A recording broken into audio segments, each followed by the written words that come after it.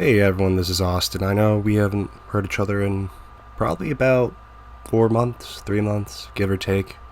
Probably wondering what's happened. Well, I just don't have the same passion for YouTube as usual, and this is kind of my final project in a sense of kind of last hurrah for everyone and something for people to kind of take a look back at, like with the YouTube community and with anime and just anime community overall. And this series, I'm not gonna lie, it's a two-part one. It may go to three or four, depends how I feel. Honestly, I know I've been thinking about that, but every video is going to be a different chapter of what could trigger the anime community. It's obviously not to be taken too serious, but serious at the same time. It's one of those, I'm going to make lighthearted comments and kind of just hope for the best for the anime community. And yeah, so if you get triggered easily about stuff, may not like the series. But anyways, continuing on. So the first chapter, a lot of people are going to be like, what do you mean realistic characters? And I know when I show anything from Rent a Girlfriend, I have tried to keep up with that manga and just, it's annoying, I'm not going to lie. And I know everyone wants at this point, just please confess. And the thing is, before everyone's like, just confess and have them go out and all that, it's not that simple. And the thing about Kazuya, I'm going to always say, in the anime and half of the series in general, he kind of really was realistic, because I know a lot of people, I'm pretty sure a lot of you haven't really taken the stand yet to talk to a girl and everything, and you probably would do the same. That's why this type of character comes off as cringe, as some would say, and that's utterly fine, because it is art, and art's kind of a reflection of real life. And I know people struggle to accept who they really are and how they act usually, and I'll be honest, yeah, Kazuya is cringe to me, but I enjoy his character because it really does display how socially awkward guys are, or females are, with the whole relationship thing. And the thing is, a relationship isn't that point and click as anime makes it be, and I know people do watch anime to escape that, which is, I like that, perfectly fine, but don't hold those unrealistic expectations into the real world. I know people may have struggled with accepting there's a line between those two, but for the ones, that majority that probably haven't ever dated, most of the anime community, joking, but that's the reality. And I know this series did really bad, and I used to be actually an admin in the Discord server for Tomozaki, and let me just say, I like the anime, and I usually like animes that kind of take a realistic approach on a character that you can actually see happen in real life. And Tomozaki was a really realistic character. I know some of my friends that watched it, oh, it's so cringe, I can't continue. I agree. Tomozaki was really cringe as a character, but that's just how he was. That's who he is. And a lot of people, as I keep saying, you're going to see the same subject coming around about, I guess, people don't know how to socialize. Weebs have that stigma, and seeing a lot of them interact on Twitter, it's just, I don't want to accept it. My entire YouTube career, that's not true, it's not true. And I'm not talking bad, and I'm not saying everyone's like that, but majority you're going to see just doesn't know how to act in a social situation. And you have those wonderful videos from them at cons, and I get it, we're all trying to have fun, but don't be creepy. That's the thing, and that's why I like Tomozaki. And realistic characters, by the way, before we get further, I like them because it makes people think, maybe I should change as a person and get better in some way or sort. And that's why I really like Tomozaki, the anime overall, because it's that series that, hey, you know what? I don't like where I am. I'm going to actually try and improve. And I know, as I said before, going back, people didn't like him because he just didn't know how to act in a social situation.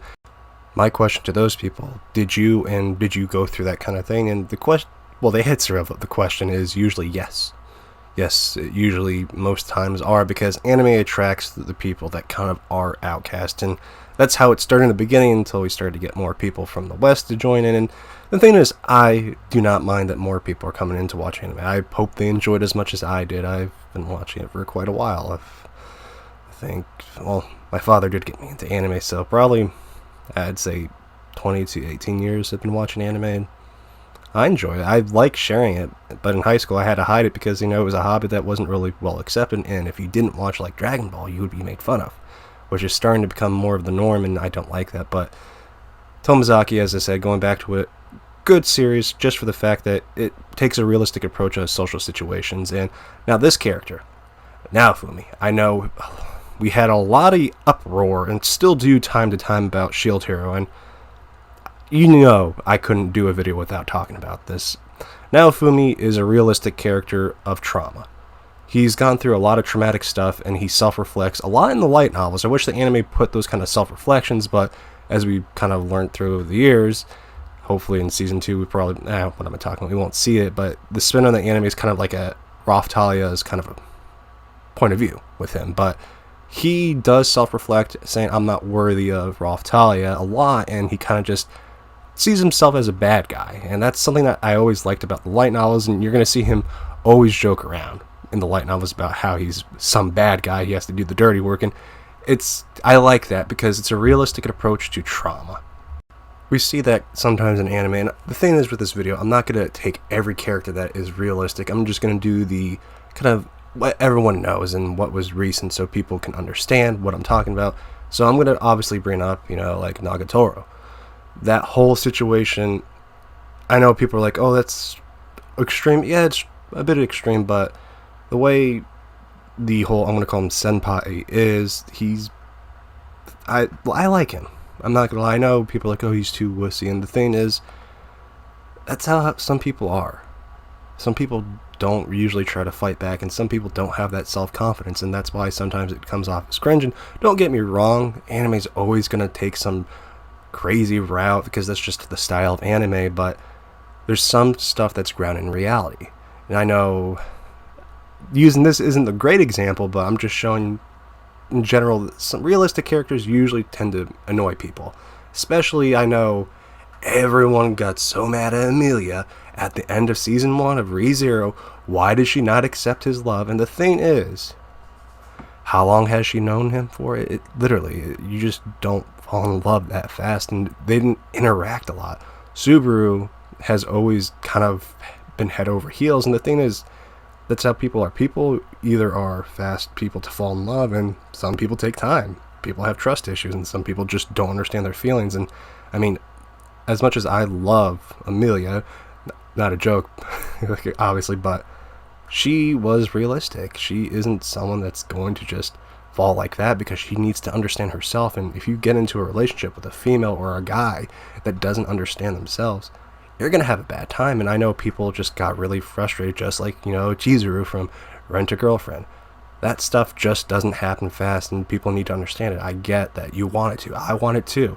But it has to follow its own kind of realistic stuff, and that's what makes ReZero, really good. I couldn't say Rent-a-Girlfriend because we're still going on a couple chapters, and it's a little ridiculous, but talking about earlier on. But yeah, anyways, guys, it's kind of the wrap-up of realistic characters, and if you want to actually figure out if a character is realistic or not, go on my anime list and look at the review of an anime. If they usually say, this main character is so cringe that he's so weak, yada yada, chances are you have 9 out of 10 times the character is realistic, and if that is your kind of thing in anime, there you go. That's the little cheat code I'm going to give you. And the thing is, people have the right to hate those characters. Just remember, those characters sometimes are based in reality, especially like Emilia. Some females just don't open up that fast, and you to pressure them into doing that, or guys, let alone, that's not right. It really isn't, and that relationship will never work. And just like with, Kazuya, I know people are going to be like, what?